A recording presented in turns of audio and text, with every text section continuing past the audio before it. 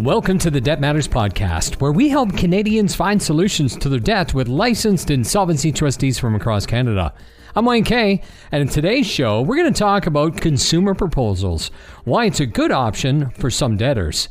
What happens if you get a promotion when in a consumer proposal, or your salary increases maybe $500 a month?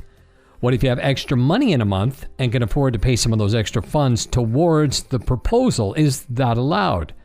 What about income tax debt? Is that included in a proposal? And what does it take to get a proposal approved by your creditors? And finally, we're going to talk about inheritance of money or property while in a consumer proposal. My guest today, Glen Steiner from Allen Marshall & Associates, licensed insolvency trustee with offices in Alberta, New Brunswick, Nova Scotia, and Prince Edward Island. Glen, thank you very much for being on the show today. Thanks for having me, Wayne. This is the first time of you and I having a chit-chat, and I'm glad to have you here, and you're in Edmonton today. That is correct. So why don't we dive into this? I'm looking forward to learning a lot more about consumer proposals. First off, let's talk about what is a consumer proposal. Well, a consumer proposal is a offer to your creditors. It's a voluntary program that the debtor says, I don't want to do a bankruptcy. I would like to do some sort of settlement. I can't afford to pay all my debts, but I'd like to pay what I can afford based on my circumstances. So the creditors get an offer, and once the offer is made, a person might owe $50,000 in total credit card debt, for example, or total debt, and the debtor can only afford a total of $500 a month. And so he offers $500 a month. The maximum duration for a consumer proposal is 60 months or 5 years. And so the debtor might offer $30,000 on the $50,000 that he owes. The creditors then have 45 days to consider that proposal. And in that 45 days, you get what they call a stay of proceedings. So if you have a wage garnishment that's being threatened, or maybe you're even getting a wage garnishment happening, that will all stop, and the creditors get an opportunity to voice their opinion through voting.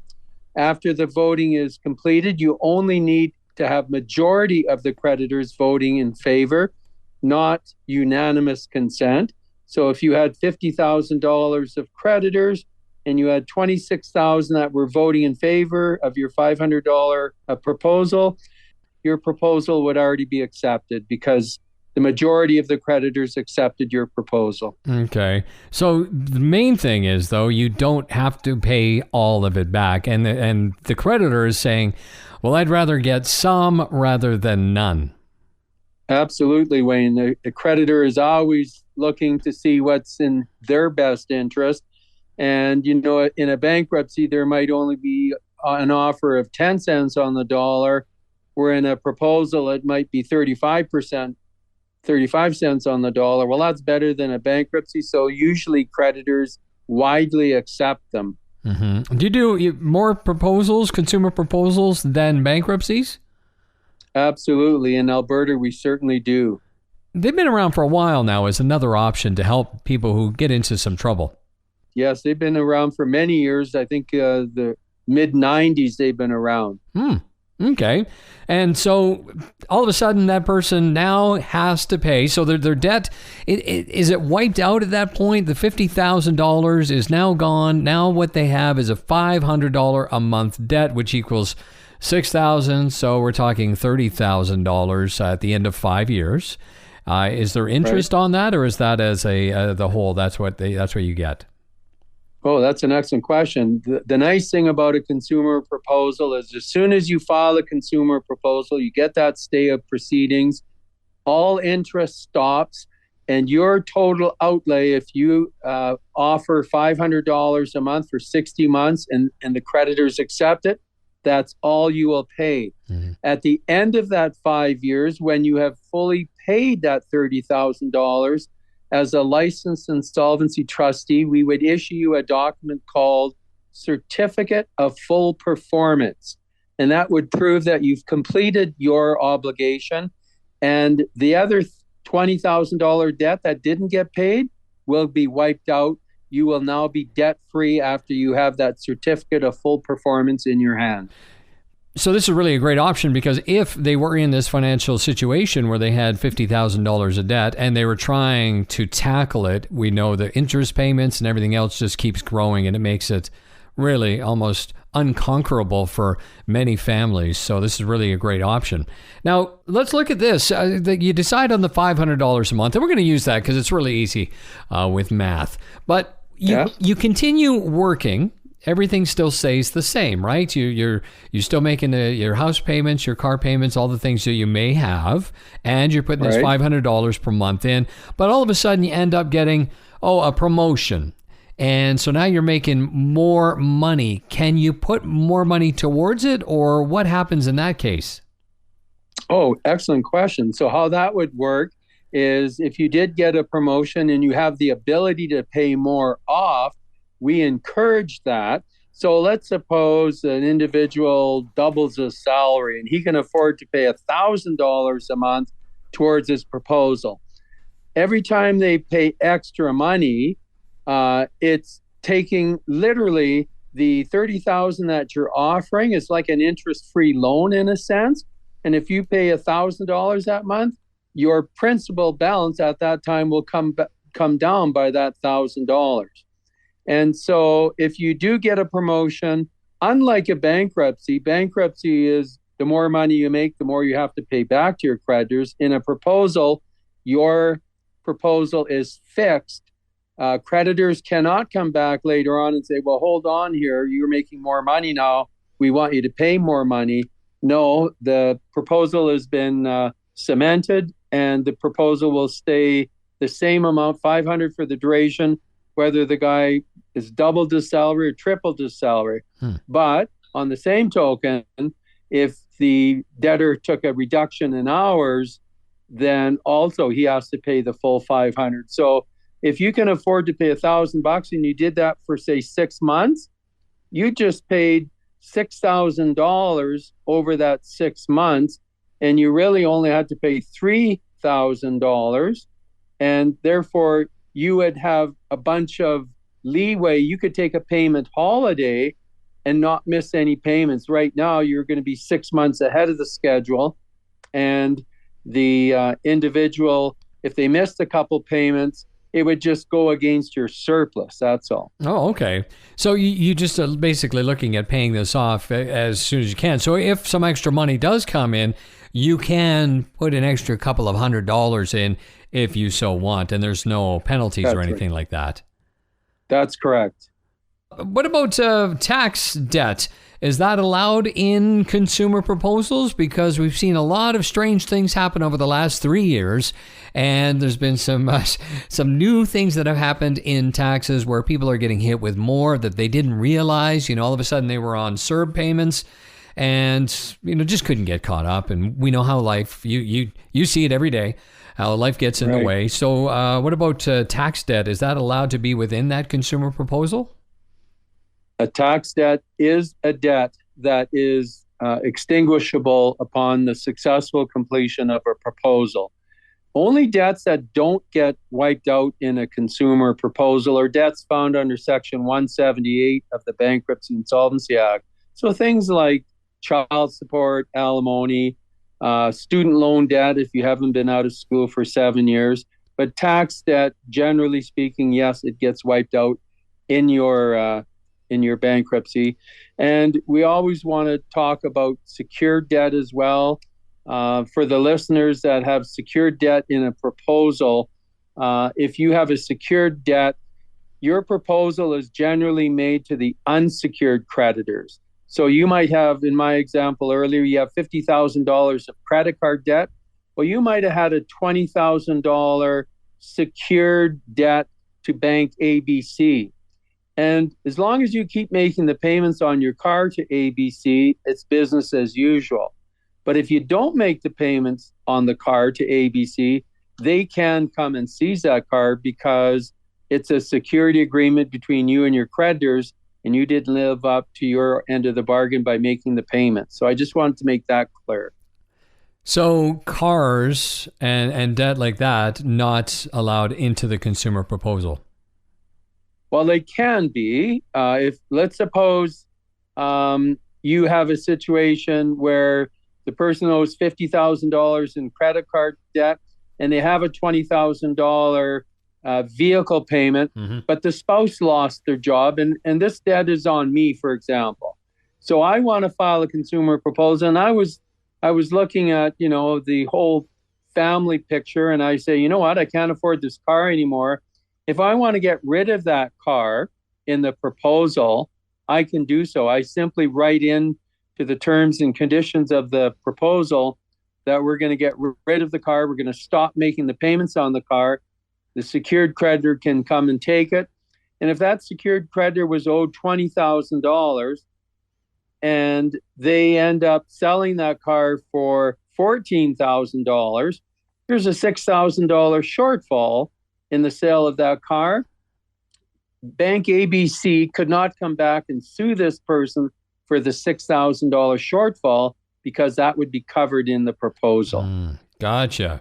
And of course, I think for more specifics, just in case somebody does have questions, they can always contact you for more information. We're going to give that at the end of this podcast for sure. Now, something I'd like to know as well is, how do you go about getting a consumer proposal approved? What does that look like for that person who's coming in? They owe $50,000.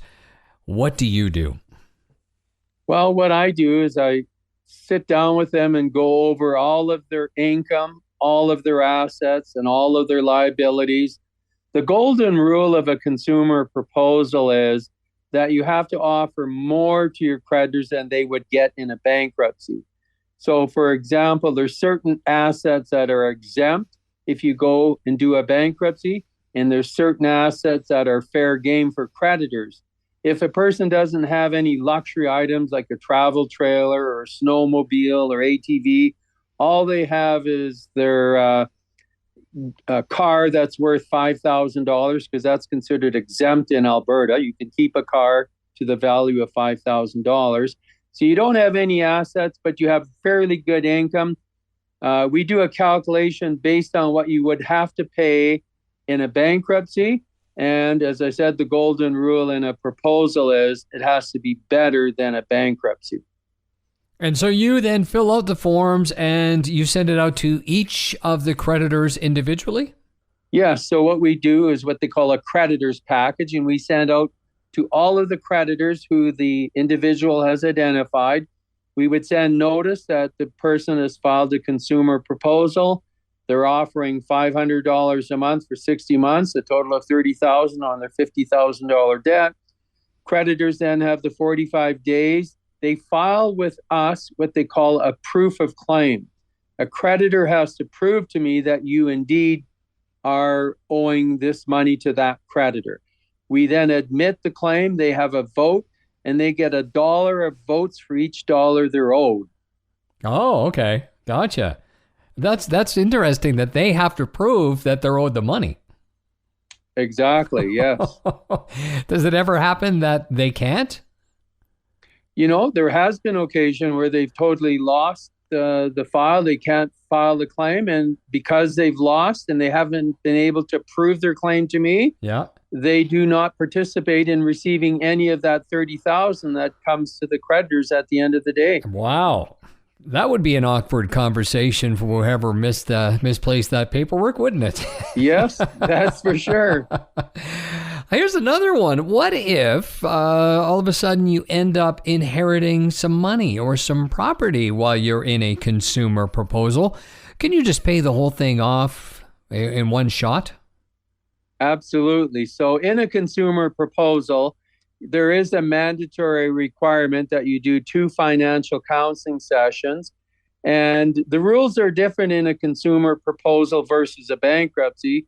If somebody inherits money while they're in a bankruptcy or inherits a car or something, that has to go to the trustee in bankruptcy. But in a proposal, if you inherit $10,000, $20,000 from Aunt Molly because she passed away, that's your money. The rules are different in a consumer proposal. And yes, Wayne, you could just pay the proposal off and you're now debt free. Mm-hmm.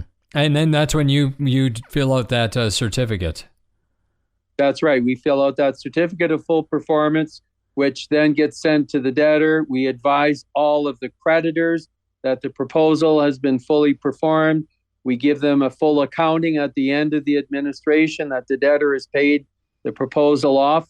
It's $30,000 in its entirety, and creditors get a portion of their debt. The bigger the piece of pie that they had in the debt, the more money they'll get from us in the consumer proposal, what we call dividends. Okay. And then you said there's 2 counseling sessions that go along with these. Are you offering advice at that point on how not to get into this situation again, or what does that look like briefly? What a great question. That's exactly what we're trying to do, is provide some financial education. Some people have, unfortunately in schools, we don't teach young people enough about money and credit. And credit is such a vicious cycle. If you ever get into payday loans and those kinds of things, you have crazy interest rates.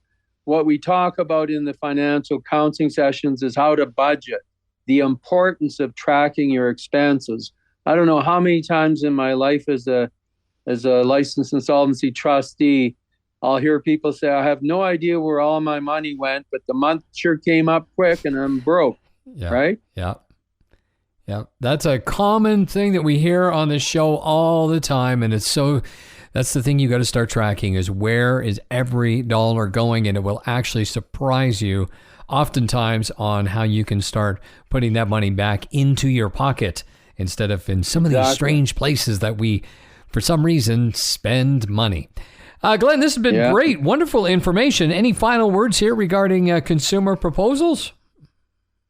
I think consumer proposals are a great option for individuals. It's not for everybody. It's for people who do have kind of higher income, but I've seen people do a consumer proposal and they only made $2,000. It really comes down to, what is your desire? Do you really want to avoid a bankruptcy?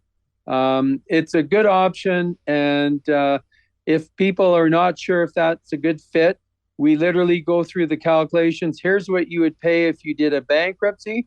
Here's what you can offer your creditors that would be reasonable. And hopefully you get a deal and you don't have to pay back your creditors in full. And the best part is it can be a free consultation through the website wecanhelp.ca. Glen, a pleasure. I'll have you back on the show for sure, and we'll talk more.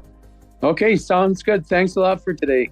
Well, thanks again to my guest, Glen Steiner. And if you want to learn more or schedule a free consultation with Alan Marshall and Associates, licensed insolvency trustees, you can go to www.wecanhelp.ca.